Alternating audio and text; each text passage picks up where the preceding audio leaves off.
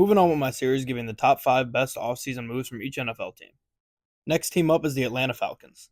Before I get into this, I'm going to preface that I didn't really like the Falcons offseason, and they didn't make a ton of notable moves.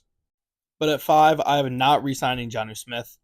Smith was frankly too good for the Falcons last year and took a lot of the attention away from Kyle Pitts. Pitts is a guy that was drafted 4th overall and absolutely has to get it going, and Jonnu Smith was just taking away targets from him. Now Pitts should be poised for a great season. At 4, a bit of a shocker here, I have them drafting Michael Penix Jr. While many people were really upset with this move, I kind of thought about it a little bit, and I'm starting to think it makes a little sense. Although I don't like doing it as high as they did, and they maybe could have traded back. Kirk Cousins is on a 4-year deal, but they can get out of it after year 2, and this is a guy in his mid-30s coming off an Achilles tear.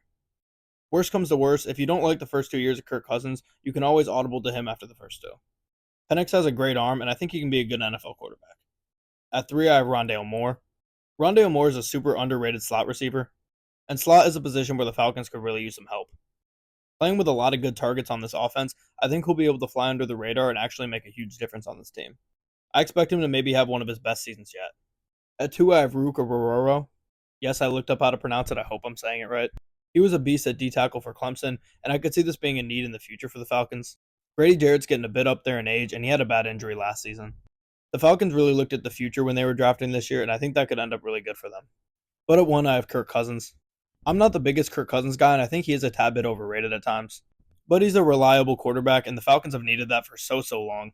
And now with him and Michael Penix, the Falcons are trying to get out of that quarterback purgatory that they've been in the past few years, with Ritter, Mariota, and Heineke. But now they got the guy that they hope can lead their franchise. This Kirk Cousins move really made it hard for the Falcons to do much else in free agency. But overall, I think they had an underrated draft that people are hating on a little bit too much, and it could end up working out for them. Comment what team I should do next.